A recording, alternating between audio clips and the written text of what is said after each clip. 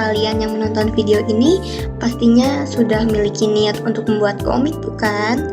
Tapi apakah dengan kemampuan kalian menggambar karakter yang keren sudah cukup untuk membuat komik? Apakah kemampuan perspektif, arsir, dan anatomi kalian juga sudah cukup untuk membuat komik? Apakah dengan memiliki ide alur cerita yang keren sudah cukup untuk membuat komik? Coba kalian pikirkan lagi, apa satu unsur yang buat sekumpulan gambar itu disebut komik? Ya benar, itu adalah panel komik. Nggak cuma dari alur cerita dan gambarnya aja, susunan panel juga jadi salah satu faktor kenapa kamu betah membaca komik selama berjam-jam atau bahkan sampai berhari-hari lamanya.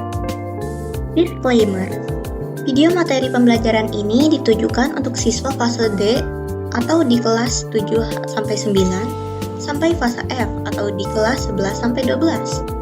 Sebelum kamu menonton video penjelasan tentang panel komik lebih lanjut, diharapkan kamu sudah berada dalam fase tersebut ya. Karena fase tersebut setidaknya sudah mempelajari materi komik sebelumnya. Kalau kamu belum ada di fase tersebut bagaimana? Gak apa-apa, tonton saja terus video ini asalkan kamu berminat mengenai materi tentang komik ya. Video ini merupakan materi lanjutan dari materi komik pada fase D. Jika sudah, yuk lanjut! Ada gambar yang di kanan dan ada gambar yang di kiri. Kok bisa beda-beda ya? Jadi, posisi gambar ini ditentukan oleh panel dan layout loh temans. Panel komik adalah sebuah frame tunggal yang berisi gambar suatu adegan cerita. Cukup satu kotak saja, karena kalau terdiri dari kumpulan panel akan disebut dengan multiple panel sequence. Panel yang seperti ini biasa digunakan pada komik strip dan komik buku. Ketika multiple panel disusun, kamu membutuhkan jarak antara panel satu dengan panel lainnya. Semua kotak panel ini dipisahkan dengan blank space berwarna putih yang bernama gutter. Nah, sebelum benar-benar bikin komik, kamu harus tahu dulu nih jenis-jenis panel komik berdasarkan susunannya. Setiap pemilihan susunan panel akan mempengaruhi dimensi dan margin yang bakal kamu gunakan nantinya, temans. Mari kita mulai dari jenis yang pertama. Yang pertama, panel baris. Panel baris ini dibaca secara horizontal dari kiri ke kanan atau sebaliknya. Untuk format regular ada yang 2x2, 2x3, 3x2, 3x3, 4x2, dan masih banyak lagi. Namun, susunan yang umum digunakan pada panel berdasarkan baris adalah 3x3, 3x2, dan 4x2.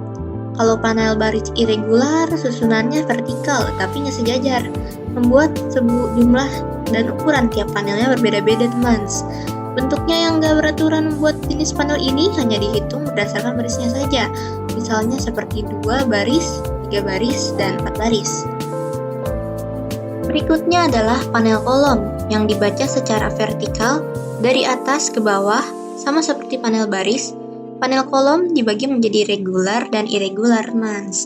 Untuk format regular, kamu bisa menggunakan susunan 1x2, 1x3, 1x4, 2x2, 2x4, 3x2, 2x4, dan sebagainya. Yang ketiga adalah panel komik kombinasi. Panel komik kombinasi merupakan gabungan antara panel baris dan kolom pada satu halaman. Ciri khas panel ini adalah susunannya yang nggak beraturan. Begitupun soal ukurannya. Ada yang ukurannya lebih panjang, ada juga yang lebih pendek dari panel lainnya. Yang keempat ada layout diagonal.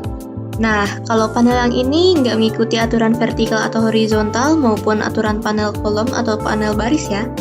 Gunakanlah susunan layout diagonal ini untuk menciptakan kesan yang lebih mendalam dan konfliknya benar-benar terasa. Biasanya layout seperti ini digunakan oleh komikus untuk menggambarkan adegan berantem-beranteman, temans. Yang kelima ada caption panel. Sesuai namanya, jenis susunan panel yang satu ini hanya berisi gambar dan kata-kata saja, temans. Jadi, ukuran panelnya juga cenderung lebih kecil daripada jenis panel lainnya.